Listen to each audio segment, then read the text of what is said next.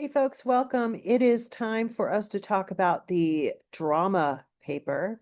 It is not due until the next module. However, this module will afford you the opportunity to submit a draft to me for my um, comments and feedback so that you can make any potential changes before submitting the final version. This is optional, but I would highly recommend taking advantage of this opportunity. Always a good thing. All right, so let's take a look first at the assignment for the paper, which we'll need to do a couple of shifting around here, but so let's go into the class, and here is the official paper assignment. So you are writing a literary analysis paper on, of course, Tennessee Williams' play, The Glass Menagerie. So you can approach this in a number of different ways, much like you did with fiction and much like you did with poetry, and even much like you did in your presentation on the play. You will focus, of course, on the normal things: theme, symbol, character, dramatic technique. You can have more than one of those. But your analysis, of course, will include an interpretation of the play, uh, a lot of direct textual evidence, so direct quotes from the play itself, and at least 3 credible secondary sources. Remember that we do have secondary sources provided in our LibGuide. In fact, while we're thinking about that, let me go ahead and remind you where to find that. In our LibGuide, if you go to the longer readings and drama, you will find the play, of course, The Glass Menagerie. You have video, you have author biography, and you have a number of articles and other critical analyses. So I would argue that you do not need to do any additional separate research, that you should be able to utilize those sources.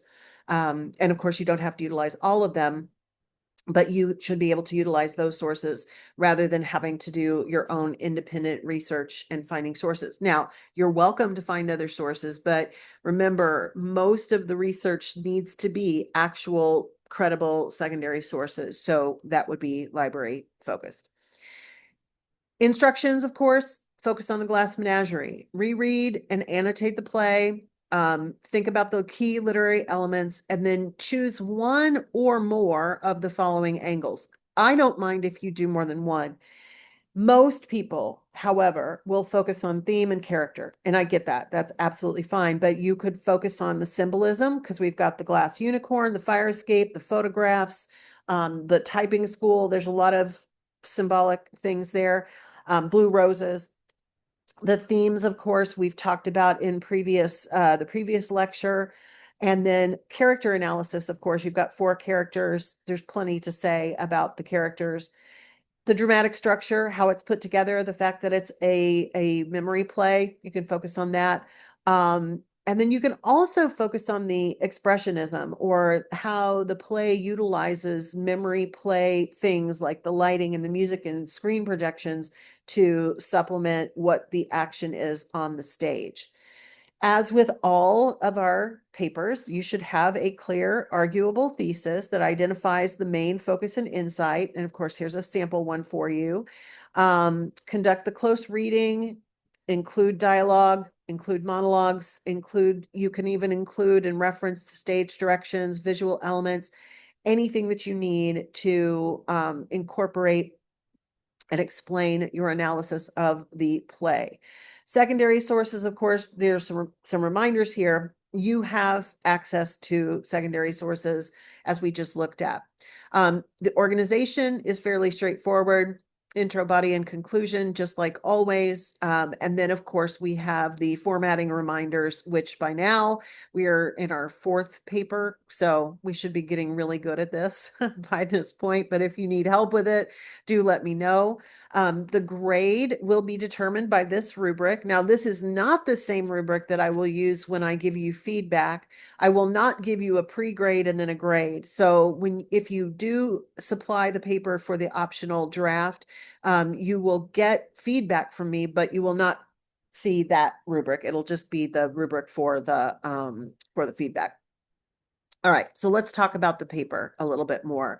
Let me go ahead and open this. Okay, so we do also have a couple of other things coming up. Life and Lit, we'll get to that. This agenda has not been updated, and that is my fault because I was using it for a second version of this class, which is a little bit different.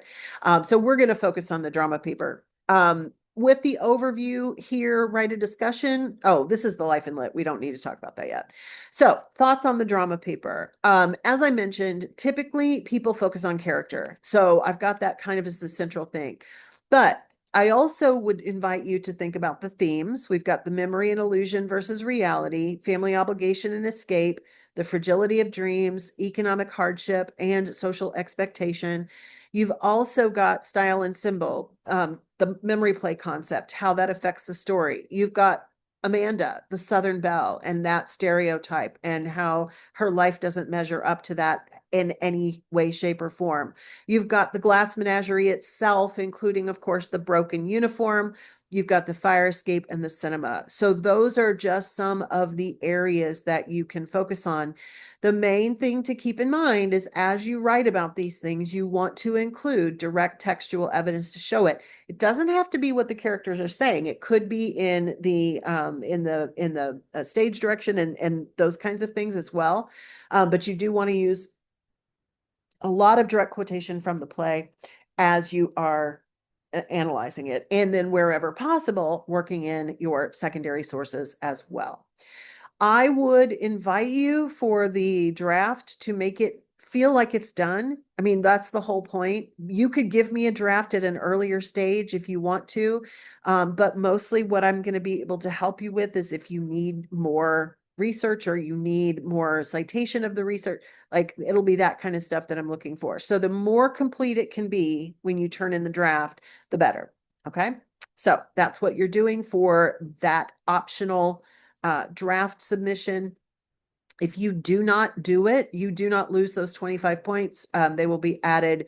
That assignment will just be excused if you didn't do it. So, but you will get your 25 points if you participate, plus my feedback. All right. Take care, everybody. See you soon.